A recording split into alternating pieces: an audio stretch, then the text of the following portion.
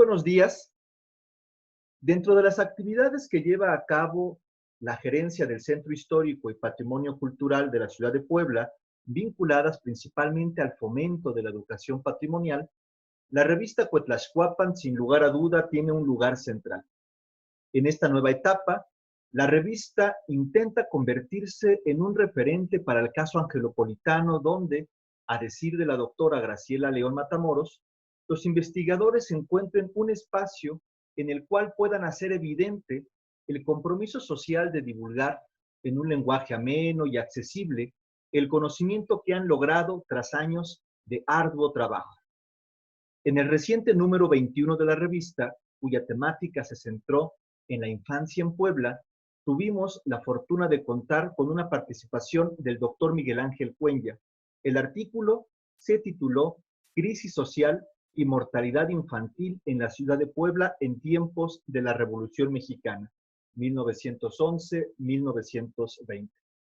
Para todos aquellos que no conozcan al doctor Miguel Ángel Cuenya, quien sin lugar a duda tampoco merece ningún tipo de referencia obligada, porque todos hemos pasado forzosamente por sus aulas, todos los historiadores nos hemos formado con él para el caso poblano. Es importante destacar que el doctor es doctor en Ciencias Sociales por el Colegio de Michoacán y profesor investigador del Instituto de Ciencias Sociales y Humanidades Alfonso Vélez Priego de la Benemérita Universidad Autónoma de Puebla. Cuenta con una gran trayectoria sumamente reconocida, no solamente a nivel nacional, sino también a nivel internacional, vinculada principalmente con historia urbana, con historia demográfica y con un estudio particular que ahorita, digamos, será el motivo de esta charla, vinculado al caso de las epidemias. Hay un libro que es referente obligado para el conocimiento de esta temática en la ciudad, que usted me corregirá, doctor, creo que fue su tesis de doctorado, que se tituló Puebla de Los Ángeles en tiempos de una peste colonial, una mirada en torno al Matlazáhuatl de 1737. Bueno, pues antes que nada, agradecerle la oportunidad de esta pequeña conversación y pues muchísimas gracias por aceptar esta pequeña charla.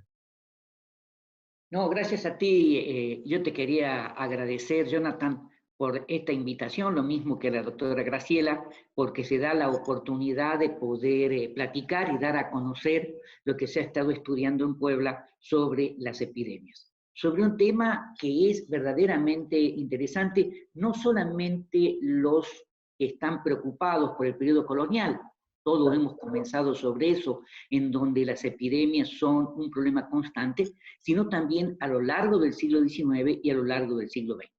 Es decir, México, igual que el resto de América Latina, igual que el espacio europeo, se vio fuertemente afectado por diversos tipos de enfermedades que asestaban golpes muy fuertes y generaban una elevada mortalidad.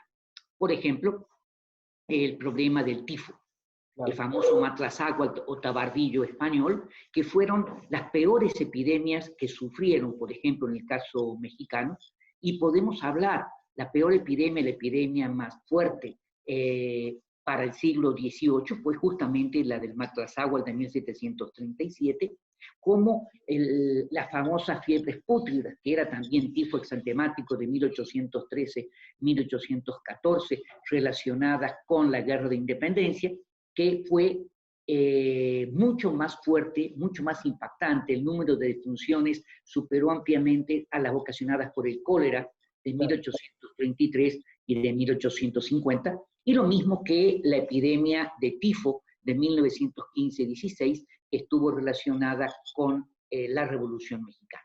Una pregunta, doctor. ¿De dónde viene este interés por los historiadores? ¿Cuándo surge el momento en el que las epidemias se convierten en objeto de estudio?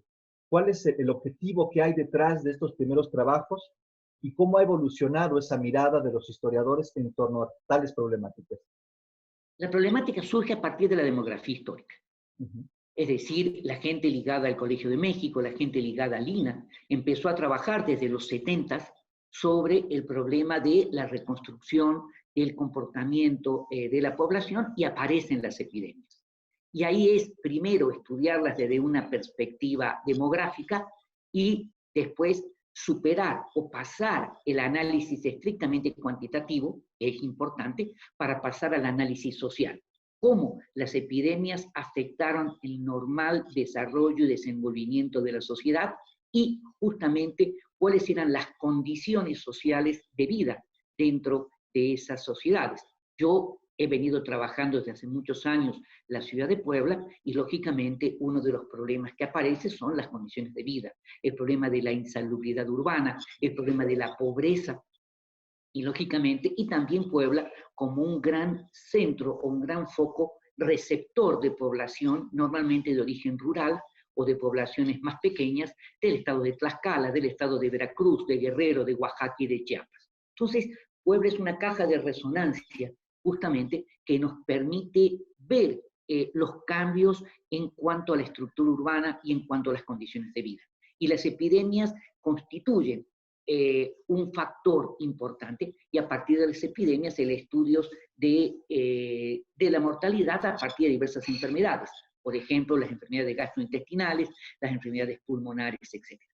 En el artículo que usted escribió para la revista Cuetlaxcoapan hay un fuerte énfasis sobre las condicionantes sociales, principalmente de los barrios, la situación de insalubridad, que es algo que usted, bueno, ha insistido mucho en varios trabajos en mostrarnos en realidad cómo son los efectos que podemos encontrar a partir precisamente de vincular cuestiones de pobreza, de vincular de cuestiones, conceptos como la higiene, conceptos como inclusive vinculados sobre cuál es el papel que ocupa el contagio y cómo se va percibiendo el contagio a lo largo del tiempo.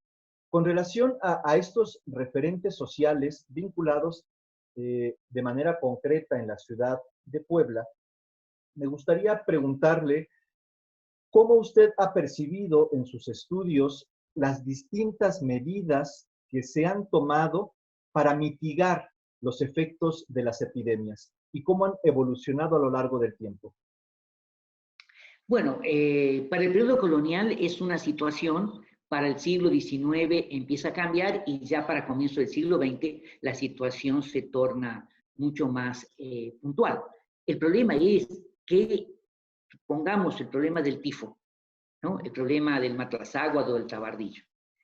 Hay un profundo desconocimiento de cómo tratarlo, porque recién en 1915 se va a poder determinar que el vector transmisor es el piojo blanco de la ropa y por lo tanto la higiene y sobre todo la higiene de la ropa es fundamental. Y el tifo es una enfermedad que está ligada con la miseria, con la falta de higiene, con la guerra, y entonces se puede seguir.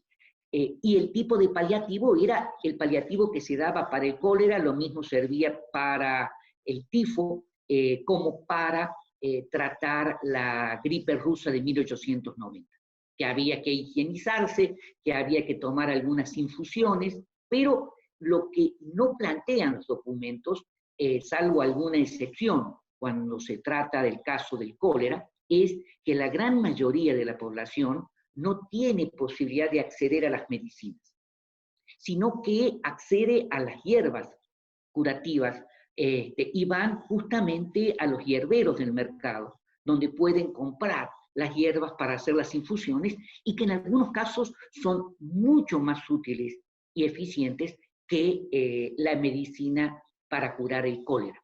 Por ejemplo, con los hierberos se puede conseguir ciertos hongos que generan, digamos, para tratar los calambres estomacales, todo ese tipo de cosas, y es rechazado por la medicina tradicional. Pero nosotros sabemos que hasta el día de hoy los hierberos funcionan y que la gente accede a ese tipo para los dolores de cabeza, situaciones generales. Lo que pasa es que en el momento en que la medicina científica empieza a desarrollarse y el laboratorio, la biología, la microbiología, empieza a realizar análisis, la situación cambia. Por ejemplo, se hacen mediciones sobre la potabilidad del agua y se llega a las condiciones de que el agua no es potable porque en los veneros de donde se jala el agua para la ciudad hay animales muertos, hay hojas podridas, etcétera, etcétera. Y eso permite aplicar una política sanitaria por parte del ayuntamiento. El problema el Ayuntamiento de Puebla, igual que la gran mayoría, es la falta de fondos, la falta de dinero para poder aplicar, porque los presupuestos son muy reducidos. Pero de cualquier manera se mandan a barrer las calles, se mandan a limpiar el río San Francisco, que siempre había sido un gran dolor de cabeza, pero estos paliativos eran muy generales. De cualquier manera, frente a los niveles de mortalidad que se ocasionaban en el siglo XVIII, que rondaban arriba del 15%, a veces el 20% de la población, ya para, digamos, el cólera va a significar menos del 5% de la población, o la influenza significa menos del 7%. Digamos. Entonces, esa es la realidad, ¿no? Sí, fíjese que sus trabajos para muchos nos han ayudado no solamente a encontrar respuestas sobre problemáticas particulares, sino asimismo a formularnos muchísimas interrogantes. No por los vacíos que dejen los trabajos, sino porque precisamente incentivan a formular preguntas. Y una de ellas tiene que ver sobre los comportamientos sociales de las personas ante la enfermedad. Y ahorita usted nos hablaba acerca de la recurrencia a ciertas hierbas, a ciertos tratamientos más vinculados con lo que la gente podía tener al alcance de las manos. Pero haciendo una pequeña comparación con lo que estamos viviendo actualmente, hay un aspecto que creo que es importante destacar, que, por ejemplo, lo que estamos viviendo con el COVID es una enfermedad que no deja marcas en el cuerpo, que el cuerpo no deja esas evidencias a futuro de lo que la enfermedad provocó. A diferencia de lo que sí podemos encontrar en otras epidemias, como el caso de la viruela o epidemias que dejan al cuerpo marcado y que dejan precisamente esa evidencia a futuras generaciones de las alteraciones y las transgresiones que la misma enfermedad provoca. No sé qué podría usted comentarnos al respecto sobre estos cambios tan importantes con relación a la vinculación entre el cuerpo y enfermedad y la manera en cómo la sociedad percibe precisamente los efectos que se generan en el cuerpo. Bueno, hay distintos aspectos. En primer lugar, uno es el temor, digamos, el miedo que genera este tipo de cosas, y también la costumbre a convivir con ciertas enfermedades. Se acostumbraron a convivir con la tuberculosis, no había manera de curarla, había consideraciones de que el clima, la altura, el clima seco era bonancible, pero bueno, se acostumbran a convivir con la viruela, se acostumbran a convivir con las enfermedades gastrointestinales, pero ya desde el periodo del porfiriato eso va cambiando.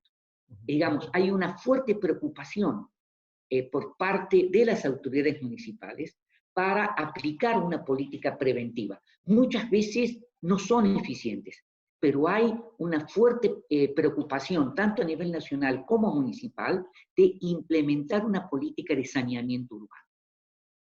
Una política de saneamiento urbano porque se consideraba de que justamente la basura tirada en las calles, el lodo, digamos, el río en el cual se seguía tirando productos, los mercados, el problema de la venta de alimentos que no estaban en buenas condiciones, había que mejorarlo. Pero eso es el resultado también de una preocupación por parte de la población que tiene miedo. El problema es que la gente, un poco lo que está pasando hoy, no puede hacer cuarentena porque tiene que ir a trabajar, tiene que sobrevivir, que ese es un poco el resultado de lo que está sucediendo. Sí se le tiene miedo a la viruela, no por las marcas que puedan dejar, sino porque difícilmente sobrevivían y hay una fuerte resistencia a la vacunación. No nos olvidemos que desde el siglo XVIII, comienzo del XIX, hay una política muy fuerte de vacunación y en la ciudad de Puebla la presión es fuerte. Para ir a la escuela se tienen que vacunar los niños. Pero vamos nomás aquí a San Andrés Cholula, 8 kilómetros de la ciudad, y vemos que no, que la resistencia es fuerte. Tal es así que en 1918 mueren más en San Andrés Cholula por viruela que por influenza. Mientras que en San Pedro, que está mucho más integrado a la ciudad de Puebla, no pasa lo mismo. Es decir, el medio rural y la gente que viene del campo tiene resistencia, tiene desconfianza a la aplicación de una vacuna, en este caso, contra la viruela. Pero bueno, ahora, hay otras enfermedades que no dejan marca. El tifo no deja marca, las enfermedades gastrointestinales, el cólera no deja marcas, pero de cualquier manera hay una preocupación. El ayuntamiento, cuando pasaba de 100 defunciones anuales para el periodo del porfiriato, 100, 90, 100 de tifo, había alarma. Cuando había 50 al año de viruela, había alarma. ¿Por qué? Porque justamente consideraban que se les venía una epidemia. Pero la sociedad está acostumbrada. Lo que nosotros no estamos acostumbrados es a convivir con esos peligros. Ya, bueno, tú eres muy joven, pero en el 2009 vivimos una situación diferente, pero vivimos una situación de preocupación y hoy nadie se acuerda del 2009, de cuando llegó la influenza. Nadie se acuerda que el país se paró una semana. Se paró el metro, se paró todo la Ciudad de México. Se paró la ciudad de Puebla. Pero las clases a la semana continuaron. Es decir, y hoy ya la gente, lo que hemos vivido, esa experiencia, se olvidaron. Entonces, ese es un problema. Las sociedades del pasado tienen esos recuerdos. En 1890, cuando llega la pandemia de influenza que se llamaba gripe rusa, que era un H2N2, mucho más suave que la de 1918, la gente se preocupaba porque pensaba que se relacionaba con el cólera. Y entonces los médicos tienen que decir, no, esto no tiene nada que ver con el cólera. Pero hay una preocupación y lo que hacen es hacer cartillas para el sector popular, se las tienen que leer porque mucha gente no puede leer, es donde le dicen qué productos pueden comprar en el mercado para hacer test, hacer infusiones que sean buenos para tratar la enfermedad. Entonces, sí, con relación, por ejemplo, a los imaginarios de la sociedad sobre aquello que provoca la enfermedad, ¿usted ha encontrado información al respecto? Es decir, una parte, digamos, son las medidas que siguen las instituciones vinculadas para poder frenar los efectos que la enfermedad provoca, y otras son las explicaciones mismas que la sociedad va generando en torno a ir vinculando ciertas enfermedades con ciertos aspectos concretos. No sé si con relación a estos imaginarios... No, hay muy poca información.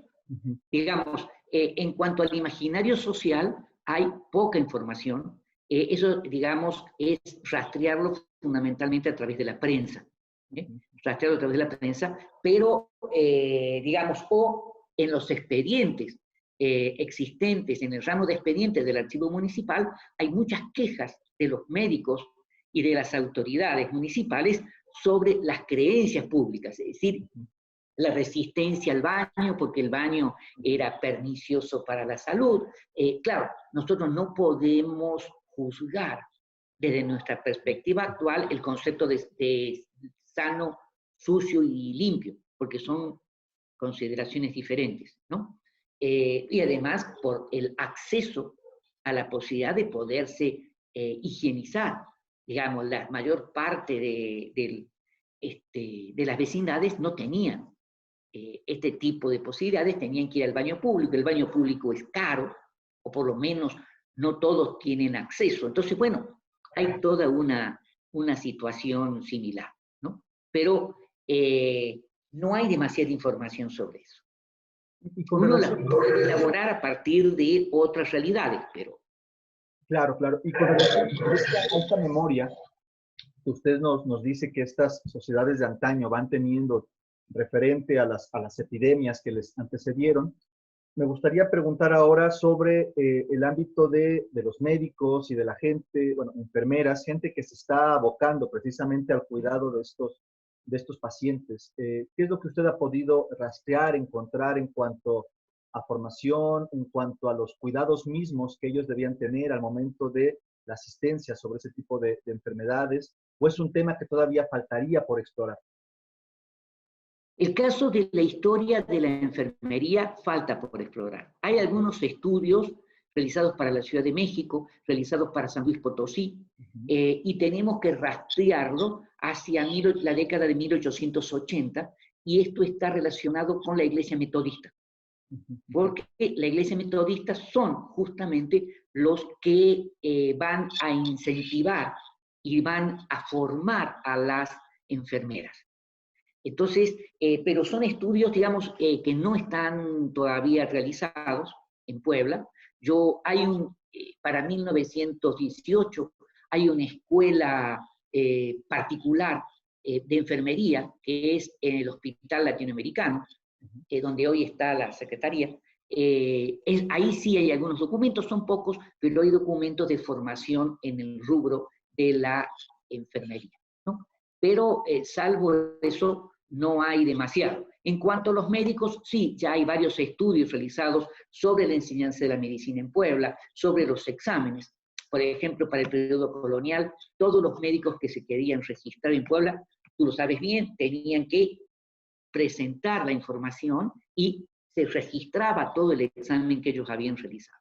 Entonces, eso está en los libros de Cabildo, una cosa muy interesante, pero ya para el siglo XIX hay un fuerte rechazo de los médicos hacia los curanderos.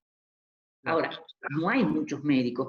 Justamente estaba revisando hoy, para 1915, en el ayuntamiento están registrados 85 médicos, de los cuales 75 alópatas y 10 homeópatas, para una población de casi 100.000 habitantes. Entonces son muy pocos médicos, muy pocos para lo que es la realidad, ¿no? Y, por ejemplo, con relación a los hospitales como el espacio donde se está conteniendo este tipo de enfermedades y sobre las adecuaciones sobre estos espacios, también hay vacíos en la investigación. ¿Me escucha, doctor? Sí. Y te escucho. Ajá, perfecto. Sobre, digamos, el hospital como objeto de estudio, como espacio de observación. Para el caso poblano, hay también trabajos. ¿Hace falta también seguir indagando más?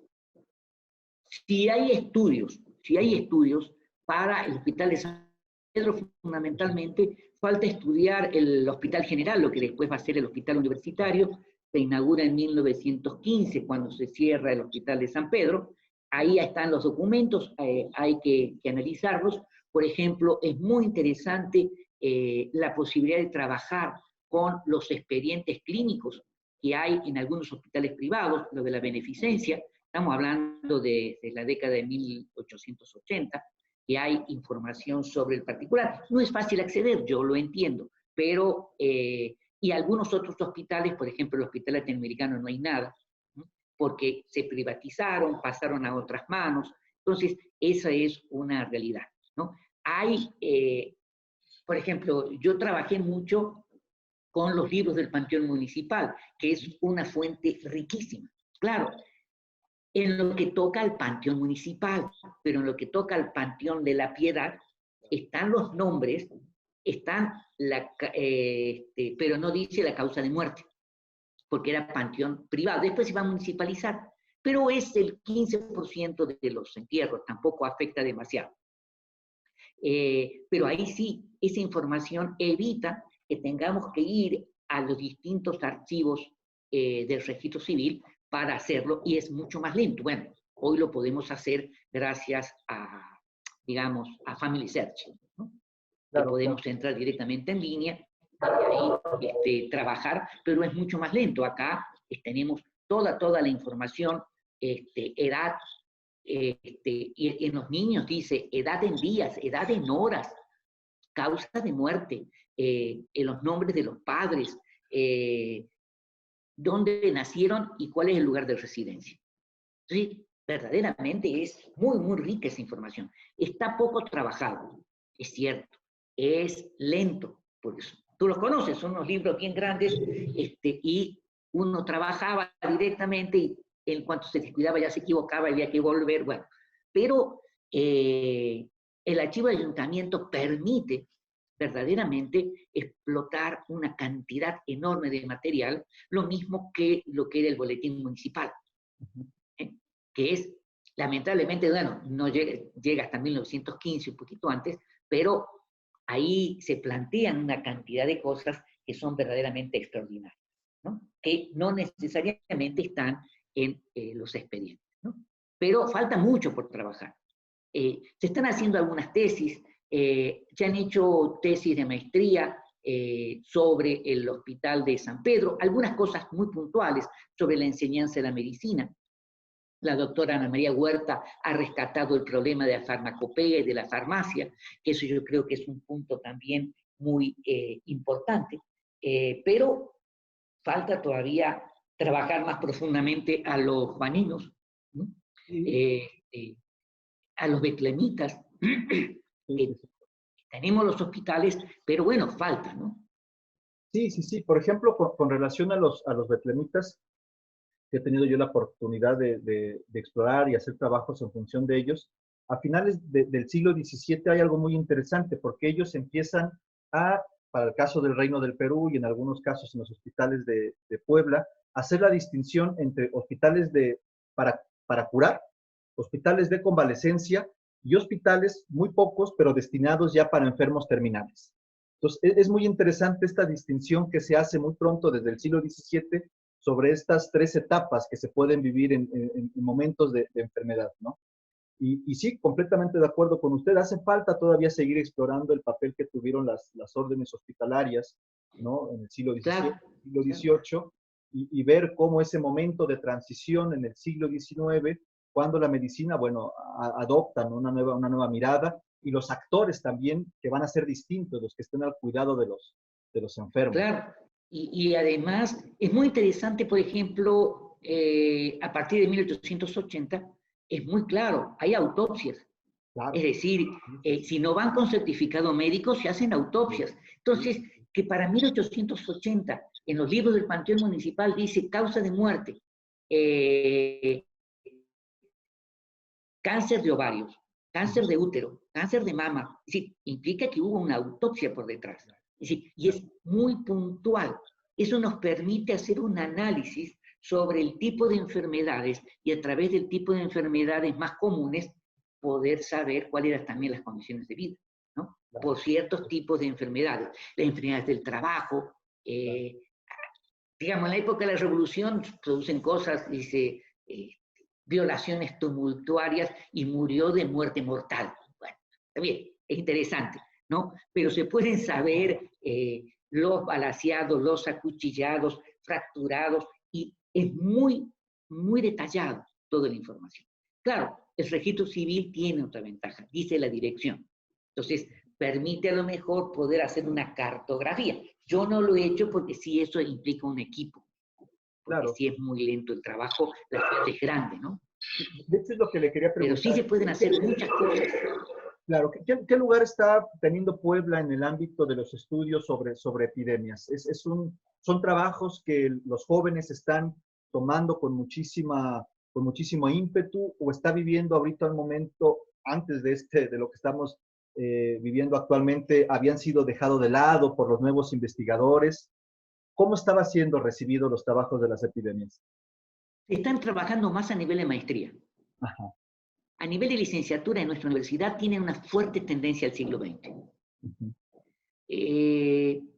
Bueno, puede ser una moda, yo no digo nada, Claro. no, pero puede ser, digamos, las modas funcionan. Sí hay interés sobre el tema, pero básicamente se retoman a partir de los estudios de posgrado. Uh-huh. Puebla tiene presencia sobre este tipo de estudios por el tiempo que llevamos en este tipo de problemáticas, juntos con la Ciudad de México. Hoy en la Ciudad de México se está trabajando más, en Michoacán se está trabajando de manera más puntual este tipo de problemáticas, también en el norte. Y yo me doy cuenta porque formo parte de una red, la Red Nacional de Historia Demográfica, donde participa gente de Guadalajara, del norte, de Yucatán, y verdaderamente el problema de las epidemias para el estudio de la viruela, para el estudio del cólera, para el estudio, está presente. Es decir, hay cada vez más interés, no solamente de una perspectiva demográfica, que vuelvo a repetir, es el primer acercamiento al problema, sino de una perspectiva social, que eso es lo que nos permite, digamos, entender que lo que está sucediendo hoy ha sucedido muchas veces a lo largo de la historia de la humanidad. Claro, es una pandemia. Hoy la velocidad de transmisión es extraordinaria, pero pongámonos a pensar que en 1890 se detecta por primera vez en San Petersburgo la gripe rusa, el 29 o 30 de octubre, y 2 meses después ya está en Nueva York y Boston. Es decir, ya llegó a París, llegó a Madrid, llegó a Londres, y 2 meses demoró por tren y barco para llegar a Estados Unidos. Es decir, es increíble. Y está analizado hasta la velocidad de transmisión, que fue el mismo ritmo y la misma velocidad que la de 1918. Es decir, claro, las condiciones cambian. Hoy tenemos el avión. Entonces, lógicamente, todo eso, o la gente que se va de vacaciones a Estados Unidos a esquiar, que tienen todo el derecho. Yo no quiero culpar a nadie, porque nadie puede pensar que ahí se puede conjuntar los virus, pero si no fue en Colorado, podría haber sido en Canadá o podría haber sido en España. Daba lo mismo. O alguien que venía directamente de China. Claro, claro. O que alguien viajara de acá a otro lado y llevara los virus. Es decir, ese es un problema común, ¿no? Sí, por Es un supuesto. problema normal. Muy bien, doctor. Ya para ir finalizando e insisto, como empecé la plática, usted como maestro de muchas generaciones y como maestros como formador de historiadores, ¿no? Porque en realidad usted, antes que otra cosa, es formador de historiadores. ¿Cuáles serían los aspectos que las nuevas generaciones tendrían que estar atentos para desarrollar investigaciones? Es decir, ¿qué es aquellos temas que todavía están pendientes por analizar, por estudiar, por divulgar, en función de las epidemias en Puebla o en general sobre el caso de las epidemias? Bueno, yo creo que el punto de partida es que los estudiantes, esto tiene que partir de la licenciatura. El estudiante de la licenciatura tiene que perderle el miedo al archivo. No ir solamente de visita a conocer, sino ir a trabajar. Y nosotros lo vemos en el posgrado, en la maestría. En la medida en que tienen una fuerte resistencia, lo hacen porque tienen obligación, pero ir al archivo a trabajar, porque no están acostumbrados, porque dicen, no entiendo la letra, no, bueno, tomo un curso de paleografía diplomática y ya es cuestión de práctica, ¿no? Y en ese sentido yo creo que está la resistencia, pero cada vez más se abren y lo más interesante es que comienzan a trabajar los problemas en su lugar de origen, en sus pueblos. Por ejemplo, yo he tenido alumnos que son de algunos pueblos de Tlaxcala, San Luis Teocholco, y han trabajado sus pueblos, y han encontrado, han tenido acceso directamente a los archivos. Claro, los archivos municipales muchas veces no están muy bien ordenados. Yo he dirigido una tesis sobre San Salvador el Verde, sobre el impacto de la influenza del 18 en San Salvador el Verde, sobre también Teciutlán, no se ha terminado, pero se está trabajando eso, y eso es muy, muy llamativo para los jóvenes, ¿no? Claro, cuando tienen que revisar el archivo del registro civil se asustan, pero ni modo. El historiador puede pasar, tú lo sabes bien, 3 meses sin encontrar nada, o de golpe en una semana encontró todo. Claro. Es decir, es paciencia y es pasión. Pasión por lo que uno está haciendo, por la profesión que uno tiene, fundamentalmente. Bueno, pues muchísimas gracias, doctor. Con esto, pues invitamos a todos los que nos pudieron escuchar y ver a que consulten el artículo Crisis Social y Mortalidad Infantil en la Ciudad de Puebla en tiempos de la Revolución Mexicana, 1911-1920, que lo pueden descargar directamente en las páginas y en las redes sociales de la Gerencia del Centro Histórico. Si no, en este mismo video se pondrá un link para que se pueda descargar.